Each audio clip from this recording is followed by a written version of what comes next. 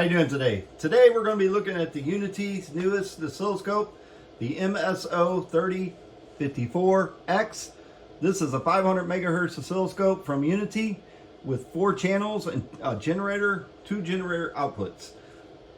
I get a lot of questions on how do I remote connect into my oscilloscope. Most of them are all the same, but what you got to do is you got to figure out, do I have a LAN Ethernet connection in the back, or does it have Wi-Fi built in? On this particular model, it has both. But today what we're going to do is we're going to connect to the UNI-T oscilloscope using the web-based software, and we're going to connect through Wi-Fi. So what you need to do is you need to find your local area network and connect to it. Right here you can see the little Wi-Fi button.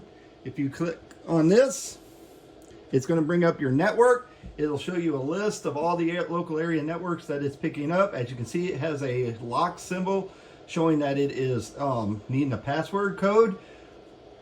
I am already previously connected to my local area router, but if you hadn't never done this before, turn your Wi-Fi on, look for the list, find the router or router that you're wanting, name, click on it, put its username and password. It should give you a little blue check mark right there and say connected. Now what does that mean? That means right now your oscilloscope is now connected to the local area router, and that local area router is connected to the internet.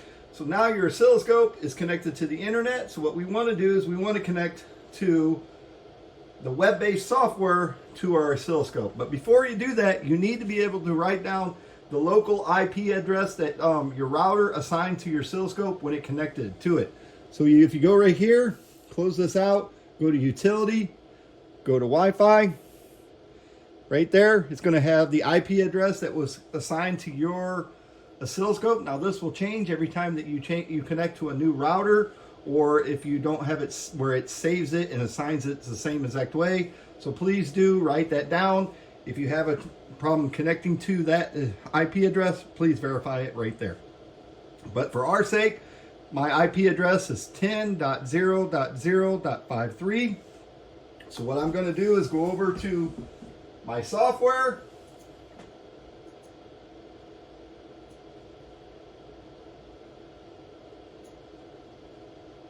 Open up your browser, be it Chrome or Internet Explorer, it makes no difference. Come over here to where the web address is, and instead of typing in www.whatever, you're going to type in that IP address. Now that IP address is uniquely assigned to just your router and to your oscilloscope. So I put in 10.0.0.53. You can see I've done this once or twice already practicing. And I hit enter. Now I am connected to the servers, and the servers are connected through the internet to my oscilloscope. Now this is an encrypted connection, so that way we don't have to worry about any data loss. I do recommend that you do change the username and password when you get your oscilloscope, so that way only you know it. Don't use the default one. God forbid that you are ever connected to the internet and somebody knows the default password and they randomly log into your oscilloscope and change settings and mess up any type of data that you're running. So you do that right here by hitting password set. We're not going to do that right now. What we're going to do is we're going to go to instrument control. I put my username and my password in. And as you can see, my screen on my monitor is exactly mimicking what I am seeing on my oscilloscope. Now the only difference is these configurations, the horizontal, the trigger, and the vertical, the multi-purpose buttons, the menus and stuff. This portion right here is a little bit different when you see it on the screen. But you can see your return, your volts, your Y scale, your SEC, X scale, and trigger, all the same. And then if I go over here and I close this screen, you can see it closes on my oscilloscope at the exact same time. If I come over here to the shortcut menu, I can go to my FFT or any of my other shortcuts, add them up here if I wanted to. Let's say I want to put it right there. Let's go to FFT. You can see the screen is exactly the same as what the screen is. If I was changing my X scale at all or anything, there. So I have full control of my oscilloscope right now, and I'm able to change my settings, change what I'm measuring, anything that doesn't require a physical change in your connection. Now you're able to remote log into your oscilloscope and check your settings, run a program. You can run it, auto menus, everything's set up the exact same way.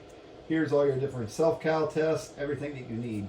So I hope this helps for you to be able to use the UNI-T software that is web-based and the encryption to be able to see that it can connect into your oscilloscope so you can do it when you need to. Thank you very much. If you have any questions, be sure to reach out to UNI-T Tech Support. Our phone number is on our website. We'd be happy to hear from you and try to walk you through any connection. Now, if you are in a company and your company has your connection firewalled, you may have to talk to your IT department and get them to allow you to connect from your computer through the firewall to the oscilloscope. That might block some of the connections, but that's an internal thing, but your IT guy should be able to know how to do that really, really easy.